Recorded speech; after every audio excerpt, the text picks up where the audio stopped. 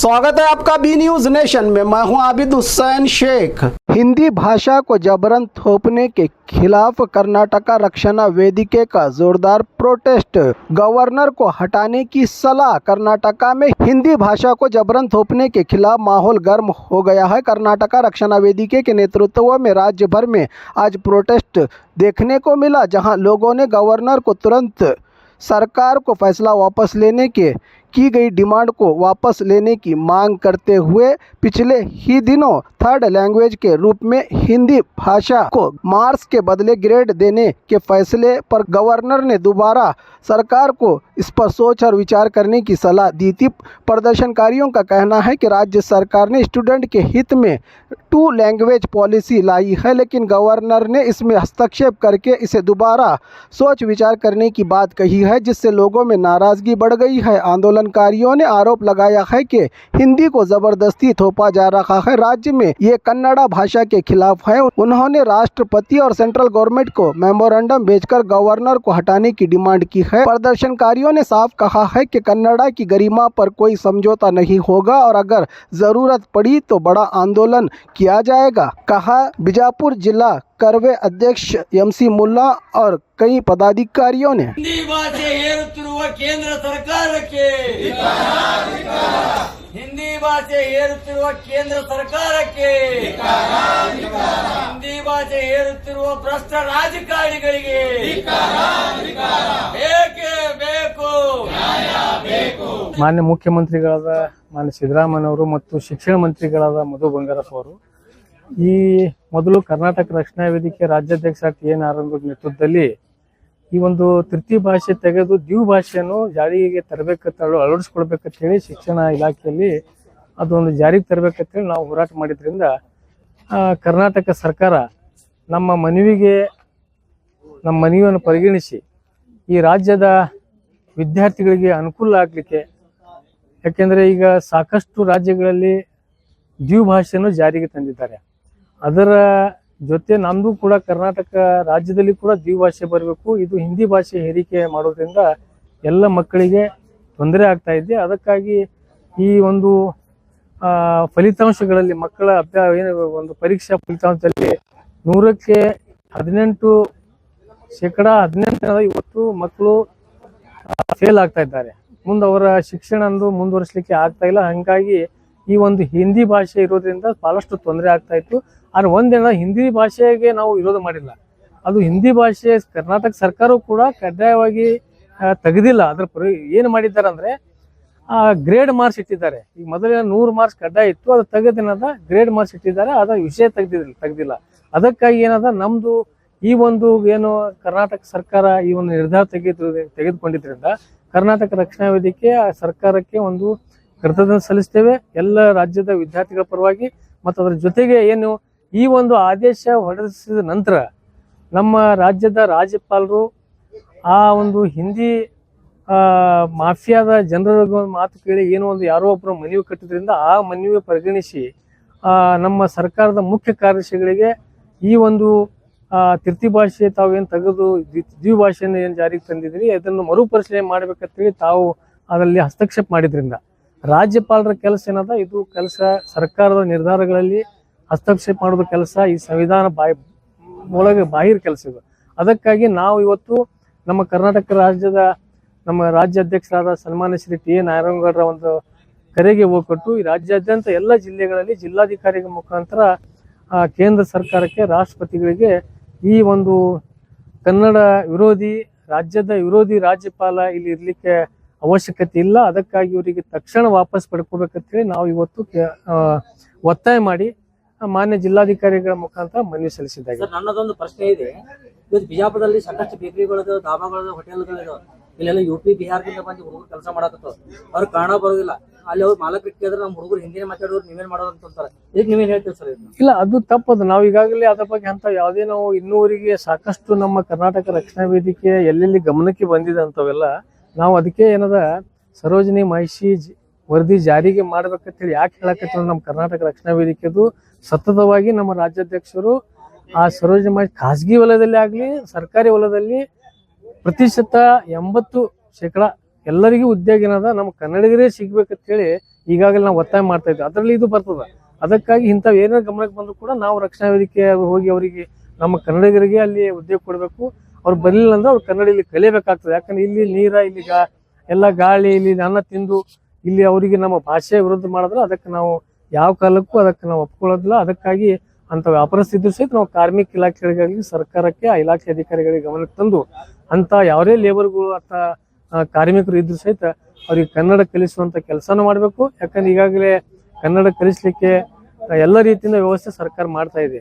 ಅವ್ರು ಕಲ್ಕೋಬೇಕಷ್ಟೇ. ಅದಕ್ಕೆ ಕಲ್ತಿಲ್ಲ ಅಂದ್ರೆ ಅದಕ್ಕೆ ನಾವು ಕಾರ್ಮಿಕ ಇಲಾಖೆಯವ್ರಿಗೆ ಹೇಳಿ, ಸರ್ಕಾರಕ್ಕೆ ಅಧಿಕಾರಿಗಳಿಗೆ ಹೇಳಿ ಅವ್ರಿಗೆ ಒಂದು ಕ್ರಮ ತೆಗೆದುಕೊಳ್ಳುವಂತ ಕೆಲಸ ಮಾಡ್ಬೇಕಂತೇಳಿ ಅವರಿಗೂ ಕೂಡ ನಾವು ಅದು ಮನವರಿಕೆ ಮಾಡ್ತೇವೆ. ಸರ್, ಈಗ ಬ್ಯಾಂಕ್ಗಳಲ್ಲಿ ಆಂಗ್ಲ ಕಡೆ ವಾಲುತ್ತಿದ್ದಾರೆ. ಸರ್ಕಾರಿ ಶಾಲೆಗಳು ಕನ್ನಡ ಮೀಡಿಯಂ ಶಾಲೆಗಳು ಮುಚ್ಚಿ ಹೋಗ್ತಿದ್ದಾರೆ, ಆಂಗ್ಲ ಕಡೆ ವಾಲುತ್ತಿದ್ದಾರೆ. ಇದಕ್ಕೆ ಏನಾಯ್ತು ಸರ್? ಇಲ್ಲ, ಅದಕ್ಕೆ ನಾವು ಎಲ್ಲ ಈಗಾಗಲೇ ಪಾಲಕರಲ್ಲಿ ಜಾಗೃತಿ ಮೂಡಿಸ್ಬೇಕಾಗಿತ್ತು. ಯಾಕಂದ್ರೆ ಈಗ ಸರ್ಕಾರಕ್ಕೆ ಯಾಕೆ ನಾವು ಇದು ಮಾಡಕತ್ತೀವಿ ಅಂದ್ರ ಅಲ್ಲಿ ಕನ್ನಡಿಗಾಗಿ ಮತ್ತು ಕನ್ನಡ ಯಾವ ಶಾಲೆ ಈಗಾಗಲೇ ಸರ್ಕಾರ ಒಂದು ಯೋಜನೆ ಮಾಡ್ತಾ ಇದೆ. ಅಲ್ಲಿ ನೇಮಕಾತಿ ಮಾಡುವ ಸಂದರ್ಭದಲ್ಲಿ ಕನ್ನಡ ಭಾಷೆಗೆ ವಿಶೇಷವಾದಂತ ಮಾರ್ಕ್ಸ್ ಏನದ ಇಟ್ಟಿರ್ತಾರ. ಅದಾಗ ಇನ್ನೂ ಹೆಚ್ಚಿನ ರೀತಿಯಲ್ಲಿ ಮತ್ತೆ ಏನದ ನಾವು ಸರ್ಕಾರಕ್ಕೆ ಏನು ಒತ್ತಾಯ ಮಾಡ್ತೀವಿ ಅಂದ್ರೆ ಈ ಉದ್ಯೋಗ ಕೊಡೋದಾಗ್ಲಿ ಅಥವಾ ಯಾವುದೇ ತರದ್ದು ನಾವು ಸರ್ಕಾರಿ ಸೌಲಭ್ಯ ಕೊಡುವಾಗ ಕನ್ನಡ ಭಾಷೆಯಲ್ಲಿ ಯಾರು ಹೆಚ್ಚಿನ ಉತ್ತೀರ್ಣ ಆಗಿರ್ತಾರೆ, ಕನ್ನಡ ಭಾಷೆ ಯಾರು ತಗೊಂಡಿರ್ತಾರ ಅಂತವ್ರಿಗೆ ಅವಕಾಶ ಮೊದಲು ಕೊಡ್ಬೇಕಂತೇಳಿ ನಾವು ಸರ್ಕಾರಕ್ಕೆ ಒತ್ತಾಯ ಮಾಡ್ತೀವಿ. ಬ್ಯಾಂಕ್ ನಲ್ಲಿ ಈಗಾದ್ರೂ ಕೂಡ ಹಿಂದಿ ಭಾಷೆಯನ್ನ ಬಳಕೆ ಮಾಡ್ತಾರೆ. ಹಳ್ಳಿನ ಬಂದಂತ ರೈತರಿಗಾಗ್ಲಿ ಇಲ್ಲ, ನಾವು ಈಗ ನಮ್ಮ ಬಿಜಾಪುರದಾಗ್ಲಿ ಸಾಕಷ್ಟು ಕಡೆ ನಾವು ಮೊದಲೇ ನಾವು ಏನ್ ಸ್ಲಿಪ್ ಇದ್ದು ಎಲ್ಲ ಬರೆಯುದು ಇಂಗ್ಲಿಷ್ ಮತ್ತು ಹಿಂದಿ ಒಳಗಿರ್ತಿದ್ದು. ನಮ್ಮ ಕರ್ನಾಟಕ ರಕ್ಷಣಾ ವೇದಿಕೆ ಹೋರಾಟದಿಂದ ಇವತ್ತು ಎಲ್ಲ ಕಡೆ ಕನ್ನಡ ಕಡ್ಡಾಯವಾಗಿ ಪ್ರತಿಯೊಂದು ಬ್ಯಾಂಕ್ದಲ್ಲಿ ಸ್ಲಿಪ್ ಆಗ್ಲಿ ಬರೆಯೋದಾಗ್ಲಿ ಅಲ್ಲಿ ಕಡ್ಡಾಯ ಇಟ್ಟಿವಿ. ಮತ್ತೆ ಯಾರಾದ್ರೂ ಮತ್ತೆ ಈಗಾಗಲೇ ನಾವು ಸ್ಟೇಟ್ ಬ್ಯಾಂಕ್ ಆಗ್ಲಿ ರಾಷ್ಟ್ರೀಕೃತ ಬ್ಯಾಂಕ್ಗಳಲ್ಲಿ ಎಲ್ಲ ಕಡೆ ಏನ್ ಮಾಡಾಕತ್ತೀವಿ ಅಂದ್ರೆ ನಾವು ಹಿಂದಿ ಅವರು ಮೊದಲ ಹಿಂದಿ ದಿವಸ ಆಚರಿಸಿದ್ರು, ಹಿಂದಿ ಭಾಷೆ ಎಲ್ಲ ಕಡೆ ನಾವು ಪ್ರತಿಭಟನೆ ಮಾಡಿ ಆ ಬ್ಯಾಂಕ್ಗಳು ಹೋಗಿ ಅಲ್ಲಿ ಎಲ್ಲ ಬಂದ್ ಮಾಡಿಸಿವಿ. ಎಲ್ಲ ಮೊದಲು ಹಿಂದಿ ದಿವಸ ನಡೀತಿತ್ತು, 14 ಸೆಪ್ಟೆಂಬರ್ ಎಲ್ಲ ಅವ್ರು ಆಚರಿಸಿದ್ರು, ಅದನ್ನು ಕೂಡ ಬಂದ್ ಮಾಡಿಸಿವ. ಮತ್ತೆ ಅಲ್ಲಿ ಏನದ ಆ ಯಾವ್ದೇ ಒಬ್ಬ ದೊಡ್ಡ ಉನ್ನತ ಅಧಿಕಾರಿ ಯಾವ್ದೇ ಒಬ್ಬ ಕನ್ನಡ ಬರಲಾದ ಇದು ಸಹಿತ ಎಲ್ಲ ಹೆಚ್ಚಿನ ರೀತಿಯಲ್ಲಿ ಕನ್ನಡಿಗರಿಗೆ ಕನ್ನಡ ಭಾಷೆ ಬರೋರಿಗೆ, ಯಾಕಂದ್ರೆ ಆ ಗ್ರಾಹಕರ ಬರೋರಿಗೆ ಕನ್ನಡದಲ್ಲಿ ಮಾತಾಡ್ಬೇಕಾಗ್ತದೆ, ಅವ್ರಿಗೆ ಕನ್ನಡ ತಿಳಿ ಹೇಳ್ಬೇಕಾಗ್ತದೆ. ಅದಕ್ಕಾಗಿ ಮಾತಾಡೋರಿಗೆ ನಾವು ಅದಕ್ಕೆ ಎಲ್ಲಿಯಾದ್ರೂ ಅಂತವ್ ನಮ್ ಗಮನಕ್ಕೆ ಬಂದ್ರ ಈಗಾಗಲೇ ನಾವು ಸಾಕಷ್ಟು ಕಡೆ ಬದಲಾವಣೆ ಮಾಡ್ಸೇವು. ಮತ್ತು ಒಂದು ಟ್ರಾನ್ಸ್ಲೇಟರ್ ಕನ್ನಡದಲ್ಲಿ ಪ್ರತ್ಯೇಕವಾದಂತ ಒಂದು ಹುದ್ದೆ ಕೂಡ ಅಲ್ಲಿ ಒಬ್ಬರು ಸಿಬ್ಬಂದಿ ಮಾಡ್ಕೊಂಡಾರ. ಅದು ಅನಿವಾರ್ಯ ಇದ್ದಲ್ಲಿ ಆದ್ರೂ ನಾವೇನ್ ಮಾಡೇವಿ, ಹೆಚ್ಚು ಗ್ರಾಹಕರ ಸಂಪರ್ಕ ಹೆಚ್ಚು ನಮ್ಮ ಕನ್ನಡಿಗರಿರೋದ್ರಿಂದ ಅಲ್ಲಿ ಎಲ್ಲರೂ ಕನ್ನಡಿಗರಿಗೆ ಅಲ್ಲಿ ನೀವು ನೇಮಕ ಮಾಡ್ಬೇಕು. ರಾಷ್ಟ್ರೀಕೃತ ಬ್ಯಾಂಕ್ಗಳಿಗೆ ಕೂಡ ಕನ್ನಡಿಗರು ಇದು ಮಾಡಿದ್ವಿ. ಅದು ಎಲ್ಲ ಕಡೆನೂ ಅಂತಾವು ಈಗಾಗಲೇ ಮೆಟ್ರೋ ಆಗ್ಲಿ ಎಲ್ಲ ಕಡೆ ನಾವು ಎಲ್ಲೆಲ್ಲಿ ಹಿಂದಿ ಇತ್ತು, ಬೇರೆ ಇಂಗ್ಲಿಷ್ ಇತ್ತು, ಎಲ್ಲ ಕಡೆ ಕನ್ನಡ ಕಡ್ಡಾಯ. ಮೆಟ್ರೋದಲ್ಲಿ ಕೂಡ ಇನ್ನೂವರೆಗೆ ಆಗಿದ್ದಿಲ್ಲ ನಡುವೊಮ್ಮೆ. ನಮ್ಮ ಕರ್ನಾಟಕ ರಕ್ಷಣಾ ವೇದಿಕೆ ನಾರಾಯಣಗೌಡರ ಹೋರಾಟದಿಂದ ಮಾತ್ರ ಇವತ್ತೆಲ್ಲ ಮೆಟ್ರೋದಲ್ಲಿ ಕೂಡ ಇವತ್ತು ಕನ್ನಡ ಕಡ್ಡಾಯ ಮಾಡಿದ್ದಾಗಿದೆ. ಎಲ್ಲ ಟಿಕೆಟ್ ಮೇಲೆ ಆಗ್ಲಿ ಅಥವಾ ಎಲ್ಲ ರೀತಿ. ಹಿಂದಿ ಭಾಷೆ ರಾಷ್ಟ್ರ ಭಾಷೆ ಇದೆ, ನ್ಯಾಷನಲ್ ಭಾಷೆ ಇದೆ? ಇಲ್ಲ, ನ್ಯಾಷನಲ್ ಭಾಷೆ ಇಲ್ಲ. ಅದು ಅದಕ್ಕೆ ನಮ್ದು ಇದು ಐತಿ. ಯಾಕಂದ್ರೆ ಕರ್ನಾಟಕ ಇದು ಏನಾಗ್ಯದ ಒಕ್ಕೂಟದ ವ್ಯವಸ್ಥೆ ಒಳಗೆ ಏನು ಒಂದು ನಮ್ಮ ದೇಶ ಆಗಿದೆಯಲ್ಲ, ಎಲ್ಲ ರಾಜ್ಯದ ಎಲ್ಲ ಪ್ರಾಂತಗಳು ಸೇರಿಸಿ ಒಂದು ಒಕ್ಕೂಟ ವ್ಯವಸ್ಥೆ ಈ ರಾಷ್ಟ್ರದಲ್ಲಿ ಮಾಡಿದ್ದು. ಈ ಒಕ್ಕೂಟ ವ್ಯವಸ್ಥೆಯಲ್ಲಿ ಈ ರೀತಿ ಯಾವುದೇ ಭಾಷೆಗೆ ಇದು ರಾಷ್ಟ್ರ ಭಾಷೆ ಕೊಟ್ಟಿಲ್ಲ. ಇವ್ರೇನದ ನಮ್ಮ ಏನು ಉತ್ತರ ಭಾರತೀಯರು ಏನದಾರಲ್ಲ ಕೆಲವೊಬ್ರು ರಾಜಕಾರಣಿಗಳು, ಇದು ಯಾವುದೇ ಆ ಪಕ್ಷ ಈ ಪಕ್ಷದ ಹೇಳೋದಲ್ಲ, ಎಲ್ಲ ಪಕ್ಷದ ಉತ್ತರ ಭಾರತೀಯ ಏನು ರಾಜಕಾರಣಿಗಳು ಆ ಸರ್ಕಾರ ಬಂದಾಗ ಅದು ಒಂದು ಹಿಂದಿ ಹಿರಿಕೆ ಒಂದು ಒತ್ತಾಯ ಮೇಲೆ ಹಿರಿಕೆ ಮಾಡಿ ಇಡೀ ನಮ್ಮ ದೇಶದೊಳಗೆ ಅವರು ಹಡಿಸುವಂತ ಕೆಲಸ ಮಾಡ್ಲಕತ್ತಾರ. ಅದಕ್ಕಾಗಿ ನಾವು ಅದಕ್ಕೆ ವಿರೋಧ ಮಾಡಿ ಇವತ್ತು ಈಗ ಮಹಾರಾಷ್ಟ್ರದಾಗ ಇಲ್ಲಿ ನಾವು ನಮ್ಮ ರಾಜ್ಯಪಾಲರಿಗೆ ನಮ್ದು ಅದೇ ಒಂದು ಪ್ರಶ್ನೆ ಏನಿದೆ ಅಂದ್ರೆ, ನಿಮ್ಮ ಮಹಾರಾಷ್ಟ್ರದಲ್ಲಿ ಬಿಜೆಪಿ ಸರ್ಕಾರ ಅಲ್ಲಿ ದ್ವಿಭಾಷೆ ಮಾಡಿದ್ದಾರೆ. ಮಧ್ಯಪ್ರದೇಶದಲ್ಲಿ ಅವರೇ ರಾಜ್ಯಪಾಲರ ನಮ್ಮ ಗೆಹ್ಲೋಟ್ ರಾಜ್ಯಪಾಲರ ಅವ್ರ ರಾಜ್ಯದವರೇ ಅವರು ಅಲ್ಲೇ ಏನದ ದ್ವಿಭಾಷೆ ಜಾರಿಯಲ್ಲಿ ಇದೆ. ಅದು ಅಲ್ಲೇ ಹಿಂದಿ ಕಡ್ಡಾಯ ಇಲ್ಲ. ಇಂತ ಇದ್ದಾಗ ನಮ್ಮ ರಾಜ್ಯದಲ್ಲಿ ಯಾಕೆ ಹೇರಿಕೆ ನೀವು ಮಾಡಾಕತ್ತಿರ್ತೀವಿ, ನಮ್ದು ಈ ರೀತಿ ಒಂದು ಪ್ರತಿಭಟನೆ. ರಾಜ್ಯಪಾಲರು ಒಟ್ಟಿನಲ್ಲಿ ಕೇಂದ್ರ ಸರ್ಕಾರದ ಏಜೆಂಟ್ ಆಗಿ ವರ್ತಿಸ್ತಾರೆ. ಇದು ಆಗಿ ಇದು ಮುಂದೆ ಕಾಣಿಸ್ಲಾಗ್ತದ. ಪ್ರತಿಯೊಂದರಲ್ಲಿ ಏನದ ಬಂದು ಮುಗಿಸುದು, ಪ್ರತಿಯೊಂದ್ ಬಲ್ಲಿ ಒಂದದ ಅದು ಅವ್ರದ್ದು ಸಂವಿಧಾನಬದ್ಧವಾದಂತ ಒಂದು ಹುದ್ದೆ. ಅದು ಅವರಿಗೆ ಯಾವುದೇ ಪಕ್ಷಪಾತ ಇರುವುದಿಲ್ಲ. ಅದು ಏನು ಸರ್ಕಾರ ಏನು ಜನಪ್ರತಿನಿಧಿ ಜನ ಆರಿಸಿಕೊಳ್ಳುವಂತ ಸರ್ಕಾರ ಪ್ರಜಾಪ್ರಭುತ್ವದಲ್ಲಿ ಏನು ವ್ಯವಸ್ಥೆ ಇದೆ ಆ ವ್ಯವಸ್ಥೆ ಪ್ರಕಾರ ಅವ್ರು ನಿರ್ಣಯ ತಗೊಂಡಿರ್ತಾರ ಅಲ್ಲಿ ಸರ್ಕಾರ. ಆ ನಿರ್ಣಯಕ್ಕೆ ಅವರು ಭದ್ರಾಗಿ ಅವ್ರು ಉಳಿಬೇಕಷ್ಟೇ. ಅವ್ರು ತಮ್ಮ ರಾಜ್ಯಪಾಲ ಹುದ್ದೆಯಲ್ಲಿ ಇತಿಮಿತಿಯಲ್ಲಿ ತಾವು ಕೆಲಸ ಮಾಡ್ಬೇಕು ಹೊರತಾಗಿ ರಾಜಕಾರಣಿಗಳೇ ಆಗಿ ಒಂದು ಪಕ್ಷದ ಏಜೆಂಟ್ನಾಗಿ ಕೆಲಸ ಮಾಡಬಾರ್ದು. ಸರ್ ಆರ್ಟಿಕಲ್ 343 ನಲ್ಲಿ ಹ್ಮ್ ಹಿಂದಿ ನಮ್ಮ ಅಫಿಷಿಯಲ್ ಲ್ಯಾಂಗ್ವೇಜ್ ಅಂತ ಹೇಳಿ ಡಿಕ್ಲೇರ್ ಆಗಿತ್ತು. ಇಲ್ಲ ಆಗಿಲ್ಲ. ಸರ್ ಇನ್ನೊಂದು ನೀವು ಹೇಳ್ತೀರಾ ಎಲ್ಲಿ ಹಿಂದಿ ರಾಷ್ಟ್ರ ಭಾಷೆ ಇಲ್ಲೇ ಇಲ್ಲ ಅದು. ಅಲ್ಲ ಮತ್ತೆ ರಾಷ್ಟ್ರಗೀತೆ ಅದಲ್ಲ ಸರ್, ಜನ ಜನಮನ ಅಧಿನಾಯಕ ಅದು ಹಿಂದಿ ಅಲ್ಲಲ್ಲ, ಅದು ಹಿಂದಿ ಒಳಗ ತಲ್ಲದು. ಅದ್ರಾಗ ಎಲ್ಲಾ ಭಾಷೆ ಸೇರ್ಯಾವ. ಅದ್ರಾಗ ಹಿಂದಿ ಭಾಷೆ ಒಂದೇ ಇಲ್ಲ, ಅದ್ರಾಗ ಗುಜರಾತ್ ಎಲ್ಲಾ ಸೇರ್ಯಾವ ಅದ್ರಾಗ. ಈಗ ನಮಗೆ ಹಿಂದಿ ಒಳಗಂದ್ರೆ ಅದು ಇದು ರಾಷ್ಟ್ರಗೀತೆ ಬಹಳಷ್ಟು ಜನರಿಗೆ ರಾಷ್ಟ್ರಗೀತದ್ದು ಅರ್ಥನೇ ಗೊತ್ತಿಲ್ಲ. ಸೋಮು ಎಲ್ಲಾರು ಅದನ್ನೇ ಸೋಮು ಹೇಳೋದೇ ಒಳ್ಳೆ ನೋಡೋದು. ಅದಕ್ಕೇನದ ನಮ್ದು ಒಕ್ಕೂಟ ರಾಷ್ಟ್ರದೊಳಗೆ ಎಲ್ಲಾ ಭಾಷೆ ಈಗಾಗಲೇ ಇದು ಒಂದು. ಈಗ ನಮ್ಮ ಇನ್ನೊಂದು ಹೇಳ್ಬೇಕಂದ್ರ ಶೀಘ್ರದಲ್ಲಿ ಕರ್ನಾಟಕ ಭವನದಲ್ಲಿ ಈ ಏನು ದಕ್ಷಿಣ ಭಾರತದ ಎಲ್ಲ ರಾಜ್ಯಗಳ ಮುಖಂಡರುಗಳು ಒಂದು ಸೇರಿ ಇದೇ ತಿಂಗಳ ನಮ್ಮ ರಾಜ್ಯಾಧ್ಯಕ್ಷ ಟಿ ಎನ್ ನಾರಾಯಣಗೌಡರ ನೇತೃತ್ವದಲ್ಲಿ ಇದೇ ಒಂದು ಭಾಷೆಗಾಗಿ ನಮ್ಮ ಈ ಹಿಂದಿ ಭಾಷೆ ಈ ರೀತಿ ಹೇರಿಕೆ ಮಾಡಬಾರ್ದು ನಮ್ಮ ಎಲ್ಲ ರಾಜ್ಯಗಳ ಅಂತೇಳಿ ಎಲ್ಲ ರಾಜ್ಯದ ಮುಖಂಡರುಗಳು ಆಯಾ ಪ್ರಾದೇಶಿಕ ಎಲ್ಲ ಭಾಷೆಗಳ ಏನು ಒಂದು ವ್ಯವಸ್ಥೆ ಐತೆ ಅವರಿಗೆ ಒಂದು ಮಾನ್ಯತೆ ಕೊಟ್ಟು ಇಂಥ ತಮ್ಮ ಹೇರಿಕೆ ಮಾಡೋದಾಗ್ಲಿ ಎಲ್ಲ ಒತ್ತಾಯಪೂರ್ವಕವಾಗಿ ಸರ್ಕಾರದ ಒಂದು ದುರುಪಯೋಗ ಪಡ್ಕೊಂಡು ಈ ಒಂದು ಭಾಷೆ ತಂದುವಲ್ಲಿ ಸೇರಿ ನಮ್ಮ ವಿದ್ಯಾರ್ಥಿಗಳಿಗೆ ನಮ್ಮ ಜನರಿಗೆ ಅನ್ಯಾಯ ಮಾಡಿಕೊಡ್ಬಾರ್ದು ಅಂತೇಳಿ ಶೀಘ್ರದಲ್ಲಿ ಕರ್ನಾಟಕ ಭವನದಲ್ಲಿ ದಕ್ಷಿಣ ಕರ್ನಾಟಕದ ಎಲ್ಲ ಬರುವಂಥ ಎಲ್ಲ ರಾಜ್ಯಗಳ ಮುಖಂಡರು ಸೇರಿ ಒಂದು ದೊಡ್ಡ ಸಭೆ ಮಾಡಿ ಕೇಂದ್ರ ಸರ್ಕಾರಕ್ಕೆ ಒತ್ತಾಯ ಮಾಡುವಂಥ ಕೆಲಸ ಈಗ ನಮ್ಮ ನಾರಾಯಣಗೌಡರ ನೇತೃತ್ವದಲ್ಲಿ ಮಾಡೋರಿದ್ದಾರೆ. ಆ ರೀತಿ ಅವರು ಅಲ್ಲಿ ತಂದು, ಯಾಕಂದ್ರೆ ಯಾವುದೇ ಒಂದು ಕಾನೂನು ಚೌಕಟ್ಟಿನಲ್ಲಿ ಇರ್ಲಾದಂಥ ಕೆಲಸ ಏನಿರ್ತಾವಲ್ಲ, ಕಾನೂನು ಒಳಗ ಸಂವಿಧಾನಬದ್ಧವಾಗಿ ಏನು ಕೆಲವೊಂದು ಕೆಲಸ ಇರೋದಿಲ್ಲ, ಅವೆಲ್ಲ ಮಾತೊಳಗೆ ಬಂದ್ಬಿಡ್ತಾವ. ಒತ್ತಾಯ ಪರವಾಗಿ ಇರುದು ಏನು ಭಾಷೆ, ಮತ್ತು ಅವರು ಆ ರೀತಿ ಭಾಷೆ ಅಂತ ಸಹಿತ ಮಾಫಿಯಾ ಮೂಲಕ ಅವ್ರು ಎಲ್ಲರೂ ತಂದು ಯಾವುದೇ ವಿಷಯ ಇರಲಿ, ಅವ್ರ ಭಾಷೆ ಇರಲಿ ಅಥವಾ ಇನ್ನಿತರ ಏನೇ ವಿಷಯ ಇದ್ರು ಸಹಿತ ಯಾವ ಕಾನೂನುಬದ್ಧವಾಗಿ ಸಂವಿಧಾನಬದ್ಧವಾಗಿ ಯಾವ ಕಾರ್ಯ ನಡೆದಿಲ್ಲ ಅದು ಮಾಫಿಯಾ ಒಳಗೆ ಬಂದ್ಬಿಡ್ತಾವಲ್ಲ. ಸರ್ ಈಗ ರಾಜ್ಯಪಾಲ್ ಎಲ್ಲೋ ಒಂದು ಕಡೆ ಹಿಂದಿ ಸಾಮ್ರಾಜ್ಯಶಾಹಿಗಳ ಏಜೆಂಟ್ ಆಗಿ ಕೆಲಸ ಮಾಡ್ತಾರೆ. ಹೌದು, ಅದೇ ನಾವು ಅದೇ ಮನೆಯೊಳಗೆ ಬರ್ದೇ ಬಿಟ್ಟೇವೆ. ಸ್ಪಷ್ಟವಾಗಿ ಹೇಳ್ಬಿಟ್ಟೆ ನಾವು, ಸಾಮ್ರಾಜ್ಯಶಾಹಿ ಒಳಗೆ ಅವರಿಗೆ ಅವ್ರದ್ದು ಯಾವುದು ಏಜೆಂಟ್ರಾಗಿ ಕೇಂದ್ರ ಸರ್ಕಾರ ಒಂದು ಪಕ್ಷದ ಏಜೆಂಟ್ರಾಗಿ ಕೆಲಸ ಮಾಡ್ತಾ ಇದ್ದಾರೆ. ಅದಕ್ಕೆ ಅಂಥವ್ರು ಆ ಸಂವಿಧಾನಬದ್ಧವಾಗಿ ಹುದ್ದೆಯೊಳಗ ಅವರು ಮುಂದುವರಿಲಿಕ್ಕೆ ಅವರಿಗೆ ನೈತಿಕತೆ ಇಲ್ಲ.